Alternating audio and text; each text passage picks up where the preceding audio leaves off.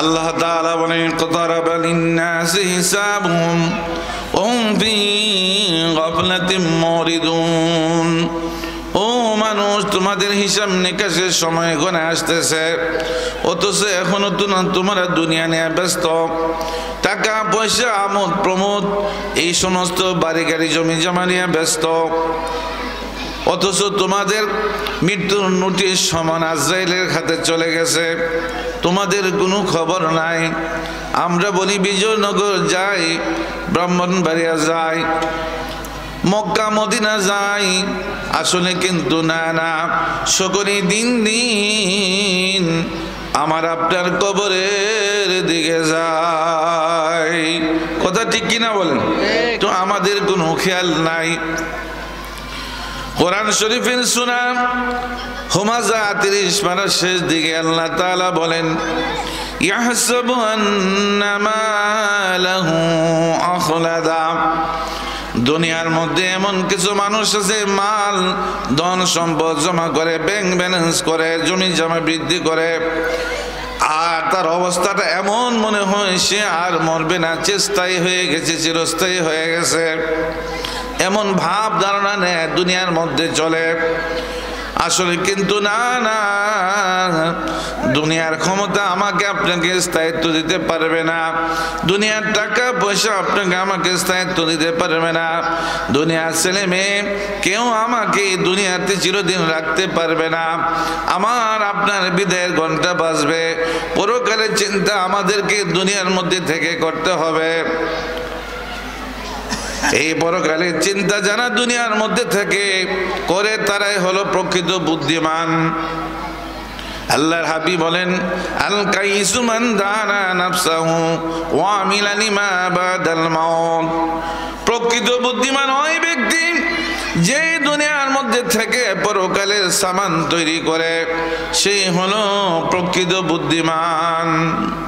কাজে আল্লাহর বান্দারা, সূরা হাশরের মধ্যে আল্লাহ তাআলা বলতেছেন ইয়া আইয়ুহাল্লাযীনা আমানুত্তাকুল্লাহা ওয়াল তানজুর নাফসুম মা কদ্দামাত লিগাদ। ও আমার ঈমানদার বান্দারা, তোমরা আমি আল্লাহ তাআলাকে ভয় করো, ওয়াল তানজুর ভালো করে লক্ষ্য করো, তুমি পরকালের জন্য আগামী দিনের জন্য কি সঞ্চয় করেছো, সংগ্রহ করেছো।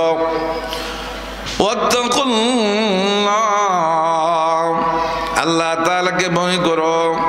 ইন্নাল্লাহা খাবীরুম বিমা তা'মালুন।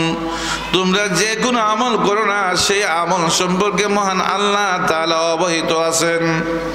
আমাদেরকে পরকাল নিয়ে চিন্তা করতে হবে, আগামী দিনের জন্য কি পথ পাঠাইলাম সেটা নিয়ে আমাদের চিন্তা করতে হবে, প্রস্তুতি নিতে হবে। ইসলামের দ্বিতীয় খলিফা হযরত ওমর ফারুক রাদিয়াল্লাহু তাআলা বলেন হাসিবু কাবলা আন তুহাসাবু ওয়াজিনুহা কাবলা আন তুজানু।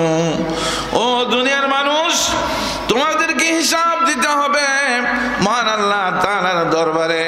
সেই হিসাব দেওয়ার আগে তোমরা নিজের হিসাব তুমি নিজে করো। আমার আপনার মিজানের পাল্লার মধ্যে নেকি বদি ওজন দেওয়া হবে। হযরত ওমর ফারুক বলে তোমার নিজের নেকির ওজনটা তুমি নিজে নিজে মিলাও, কি পরিমাণ নেকি বদি তোমার অর্জন হয়েছে, তাহলে আমাদের কাছে ধরা পড়বে আমি কি পরিমাণ নেকি অর্জন করলাম, গুনাহ কামাই করলাম।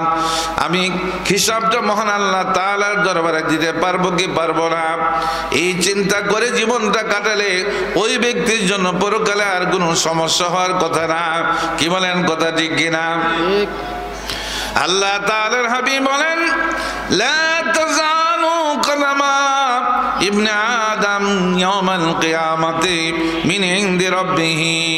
মহান আল্লাহ তাআলার দরবারে হাসরের ময়দানে কোন একটা মানুষ তার কদম নাড়াতে পারবে না হাত্তা ইউসালান খাম, যতক্ষণ না তার কাছে 5টি প্রশ্ন করা হবে, 5টি প্রশ্নের জবাব না দিতে পারে এর আগে সে একটি কদমও সরাতে পারবে না।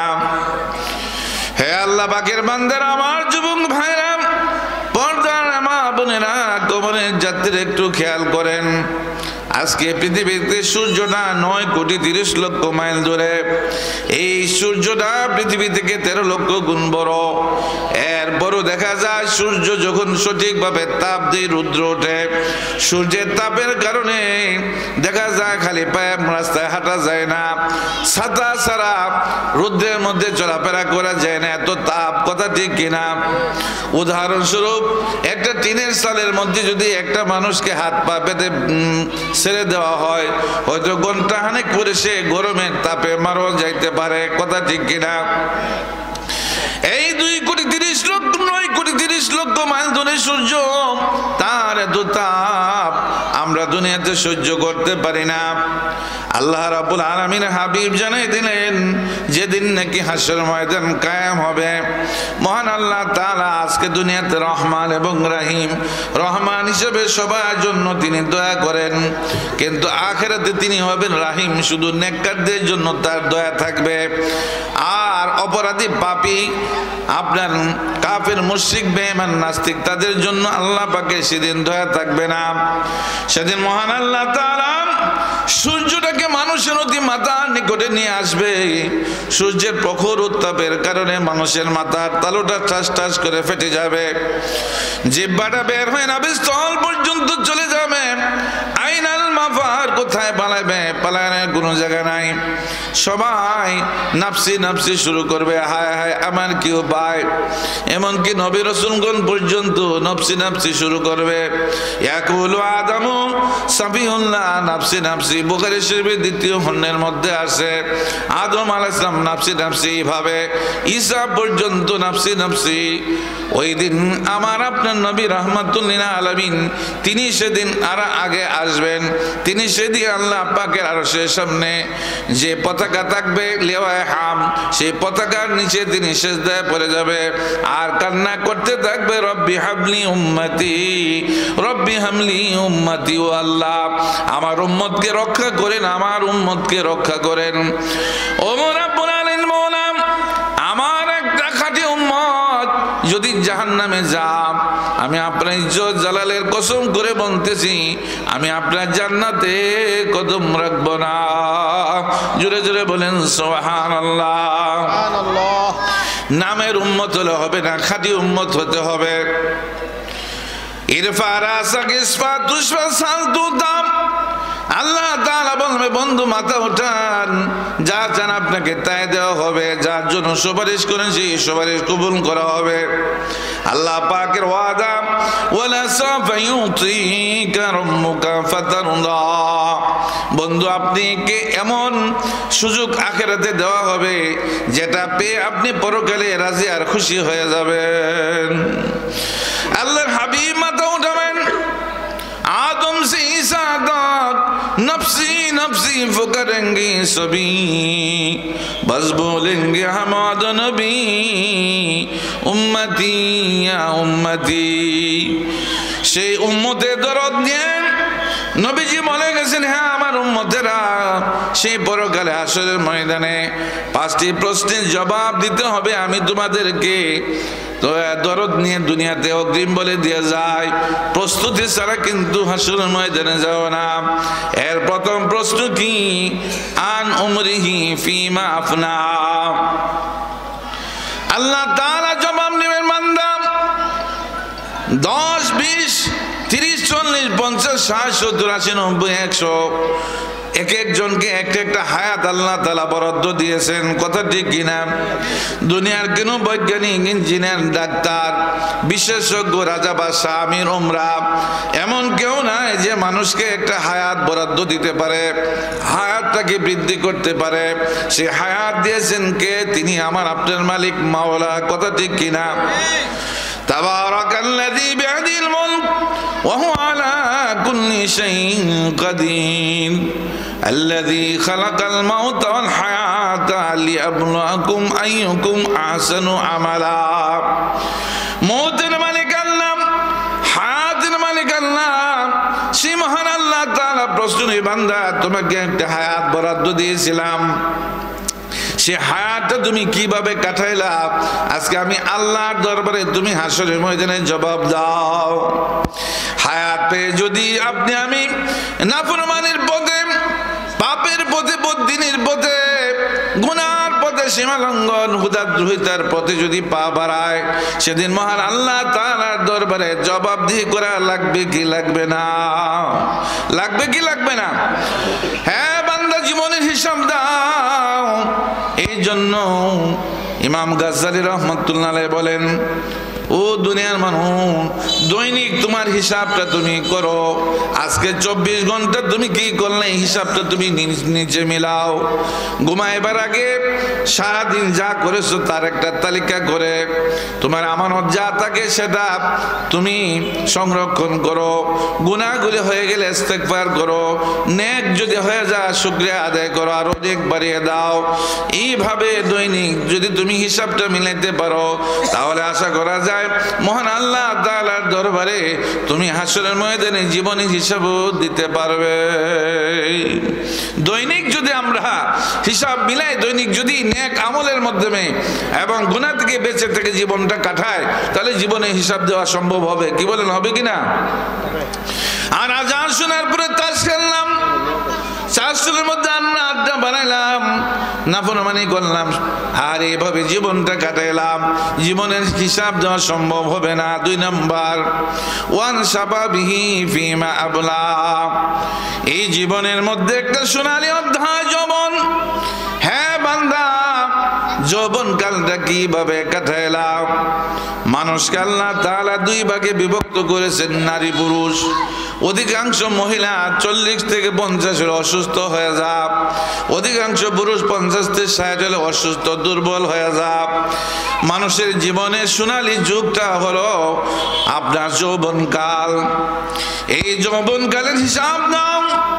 হ্যাঁ বান্দা, এই যৌবন পেয়ে, ক্ষমতা পেয়ে, আধিপত্য পেয়ে তুমি কি করেছো জবাব দাও। আজকে যুবক ভাইরা যৌবন পেয়ে নেশার মধ্যে লিপ্ত হয়ে যাও, যৌবন পেয়ে গান বাদ্যের মধ্যে লিপ্ত হয়ে যাও, আজান হলে মসজিদে পাওয়া যায় না। এইভাবে যৌবন পেয়ে অন্যদিকে যখন চলবে, মহান আল্লাহ তাআলার কাছে যেমন হিসাব দিতে পারবে না। কথা ঠিক কিনা? در جوانی توبہ کر در سوائے پیغمبری وقت پیرے گرگے ظالم میں شمد پرہیزگاری। ও আমার যুবক মেয়েরা আসেন, আল্লাহ তাআলার পথে ফিরে আসি। জওয়ান কালে যদি আমরা আল্লাহ তাআলার পথে ফিরে আসি আর আল্লাহ পাকের দরবারে জবাবদিহি করতে হবে, চিন্তানি জীবনটা কাটায়, মহান আল্লাহ তাআলা নবী ওলি আউলিয়াগণের সিফাত আমাদেরকে দান করবে। হাসরের ময়দানে ওই যুবক থেকে আল্লাহ তাআলা মহান আরশের নিচে ছায়া দান করবে। সুবহানাল্লাহ। ওয়ান মালে মিন আইন ইকতাসাবাহুম, তৃতীয় প্রশ্ন, তুমি মাল ধন সম্পদ কোথা থেকে অর্জন করেছো? হালাল পথে না হারাম পথে? দেখা যায় টেবিলের নিচে দিয়ে ঘুষ না দিলে ফাইল লড়ে না। আহারে, সুদ ঘুষের মাধ্যমে অপরের জমি জরিপ করে মানুষকে ঠগে ব্যবসা বাণিজ্য করে 2 নম্বরকে 1 নম্বর বলে। এইভাবে সম্পদ কামাই করেছো, হালাল না হারাম তার জবাব দাও। এই তৃতীয় প্রশ্নের জবাব দিতে হবে। অফিমান ফাকাহু 4 নম্বর, সম্পদ পেয়ে তুমি সম্পদ কোন রাস্তায় ব্যয় করেছো? হালাল পথে না হারাম পথে? অনেকের সম্পদ দেখা যায় আল্লাহ তাআলার রাস্তায় নেক কাজে লাগে, অনেকের সম্পদ দেখা যায় পাপের কাজের মধ্যে লাগে। কথা ঠিক কিনা? মাদ্রাসার হুজুররা, আলেম ওলামা মাহফিলের জন্য, মাদ্রাসার জন্য বিভিন্ন সময় একটু কালেকশন, টাকা চাঁদার জন্য যখন যায়, 10 টাকা দিয়ে সমালোচনা করতে থেকে অনেক অনেক সমালোচনা।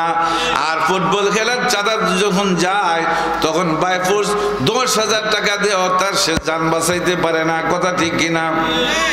তাহলে দেখা যায় হুজুররা অনুরোধ করে তোমার কাছ টাকাটা নেক কাজে লাগানোর চেষ্টা করতেছে, আর অন্যদেরকে তুমি বিভিন্ন কারণে যে টাকা দিতেছে নাফরমানির পথে, ওই টাকার জন্য মহান আল্লাহ তাআলার দরবারে জবাবদিহি করতে হবে। কাজে আল্লাহর বান্দারা, তারপরে 5 নম্বর প্রশ্ন, মাজা মাযা আমিলা ফীমা আলিমা, তুমি যা জেনেছো সেটা আমল করতে পারছো কিনা। আজকে আমাদের প্রত্যেকের জন্য জরুরি একটা ইলম আছে, সেই ইলম যখন আমরা শিখবো সেই উপর আমল করব কিনা, ওয়াজ করলাম শুনলাম আমল করলাম কিনা, মহান আল্লাহ তাআলার দরবারে আমাদের জবাবদিহি করা লাগবে। লাগবে কি লাগবে না? আমরা যে সূরা ফাতিহা পড়ি, এই সূরা ফাতিহার মধ্যে আলহামদুলিল্লাহি রাব্বিল আলামিন আর রহমানির রহিম মালিকি ইয়াউমিদ্দিন আছে কি আছে না? মালিকি ইয়াউমিদ্দিন, যিনি বিচার দিনের মালিক, আমার আপনার মালিক, কুল কায়নাতের মালিক, আমার মালিক মাওলা, তিনি হাসরের ময়দানে হিসাব নেবেন। এমন কোন নামাজ নাই যে নামাজের মধ্যে সূরা ফাতিহা লাগে না, কথা ঠিক কিনা? তবে জানাজার নামাজের মধ্যে আমরা প্রথম তাকবীরের পরে সানা পড়ি, বিভিন্ন মাযহাবে এবং অনেকের কাছে আবার তাকবীরের পরে সূরা ফাতিহা পড়া হয়, সেখানেও কেউ কেউ সূরা ফাতিহা পড়ে। এর অর্থ কি? এর অর্থ হলো একটা মালিকি ইয়াউমিদ্দিন। সব জায়গায় আল্লাহ তাআলা এই কথাটা লাগাই দিয়েছে। হ্যাঁ বান্দা, তুমি কি পরকালে আমি মাওলার দরবারে আসবে, তুমি যে আমার গোলাম, আমি যে তোমার মালিক, আমি মালিকের দরবারে জবাবদিহি না করে বান্দা তুমি সেদিন কিন্তু রেহাই পাবে না, মুক্তি পাবে না, কথা ঠিক কিনা? মালিকের দরবারে জবাবদিহি করতে হবে। এই যে বিশ্বাস, এই যে সিফত, এই যে গুণ, এটা কিন্তু কওমি মাদ্রাসার আলেম উলামা এবং অন্যান্য দিনদার আলেম উলামা, মাদ্রাসা দ্বীনি শিক্ষায় যারা জড়িত, তারাই কিন্তু সেই শিক্ষাটা দেয়। মালিকের দরবারে আমাদেরকে পরকালে জবাবদিহি করতে হবে, কথা ঠিক কিনা? স্কুল কলেজ ইউনিভার্সিটিতে এরকম পরকালে আল্লাহ তাআলার দরবারে জবাবদিহি করতে হবে, জীবনের হিসাব দিতে হবে।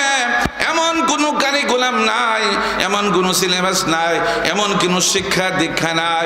এই জন্য মাদ্রাসার মধ্যে এই শিক্ষা দেওয়া হয়, আমাদের পরকাল আছে, মালিকের দরবারে আমাদের জবাবদিহি করা লাগবে, কথা ঠিক কিনা বলেন? এই বাংলাদেশ 5 আগস্টে পতনের পরে এই দেশবাসীর কাছে মুক্ত হয়ে গেছে।